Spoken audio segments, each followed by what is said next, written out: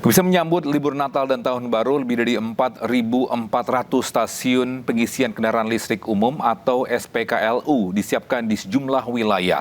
Infrastruktur ini disiapkan untuk membantu mobilitas masyarakat saat libur nanti, khususnya pengguna mobil listrik.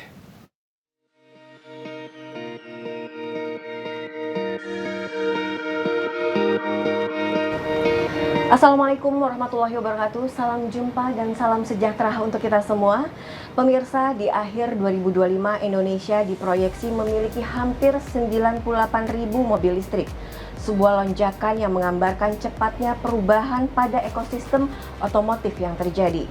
Untuk mengiringi pertumbuhan pengguna kendaraan listrik, PT PLN Persero telah menyiapkan lebih dari 4.400 SPKLU di seluruh negeri. Infrastruktur yang akan menopang mobilitas saat ribuan warga mengarungi libur Nataru. PT PLN Persero yang mengemban amanah negara bertanggung jawab mengelola, mengembangkan, dan menjaga SPKLU di Indonesia. Ya, melalui penyelenggaraan PLN Mobile Adventure 2025, siaga kesiapan SPKLU untuk libur Natal 2025 dan Tahun Baru 2026, PLN tak sekedar merapah jalan dari Sumatera hingga Jawa, melainkan menjalankan misi utama yaitu menguji kesiapan SPKLU Center. Ya pemirsa, bersama saya saat ini telah hadir Eksekutif Vice President Pengembangan Produk Niaga PT PLN Persero, Ibu Ririn Rahmawardini. Salam sehat Bu Ririn. Halo Mbak Febri, Alhamdulillah. Alhamdulillah. Iya. Bu Ririn, jelang libur Nataru ini kan perjalanan atau mobilitas masyarakat Indonesia kan pastinya tinggi ya Bu ya. Nah sejauh ini seperti apa sih kesiapan PLN menghadapi lonjakan tentunya ya dari perjalanan masyarakat yang menggunakan EV dan bagaimana PLN mengantisipasinya Bu? Oke. PLN itu kan kayaknya dari hulu sampai ke hilir ya. Jadi yang pertama kita pasti cerita dulu seberapa siap sih sistemnya PLN ini dulu gitu. Jadi kita tahu, jadi mungkin nanti di Nataru ini itu akan ada lonjakan beban puncak juga Mbak. Itu mungkin di Nataru 2025 ini kira-kira itu di 46,8 gigawatt. Sementara pembangkit kita itu di 53,9 gigawatt. Jadi masih aman lah, masih ada reserve margin atau kalau kita bilang tuh cadangan itu kurang lebih 15%. Jadi masyarakat yang di rumah maupun yang menggunakan mobil listrik gitu ya, itu nggak usah khawatir. Jadi kalau untuk kesiapan mudik menggunakan EV, karena kita tahu sekarang ini EV ini kayaknya udah menjadi sebuah kebutuhan untuk beberapa masyarakat ya Mbak ya, karena kemudahan-kemudahan yang dengan menggunakan EV ya gitu.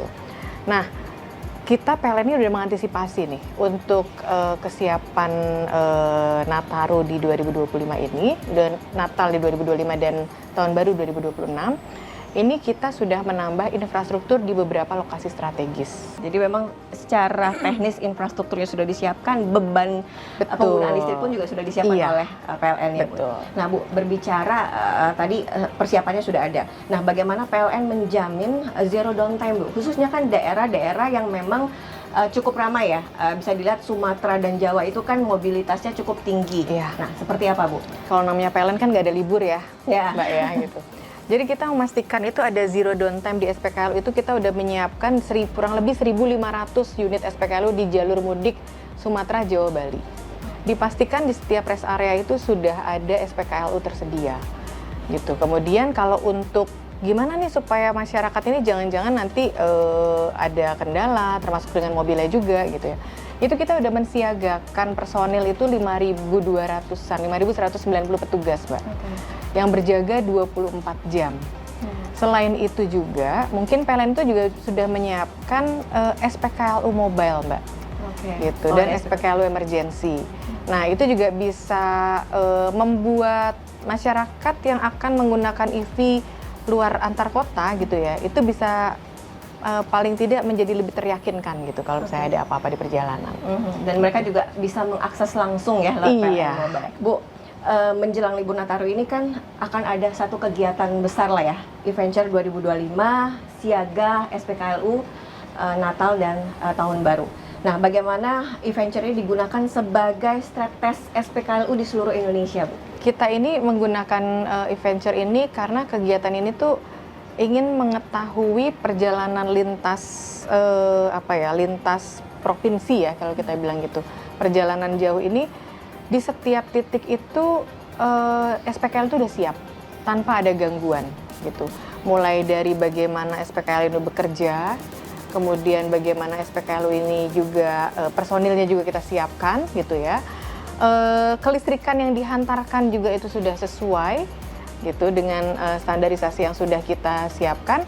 Kemudian juga dengan harapannya dengan e-venture ini orang ini juga semakin tahu di mana sih letak-letak SPKLU ini gitu.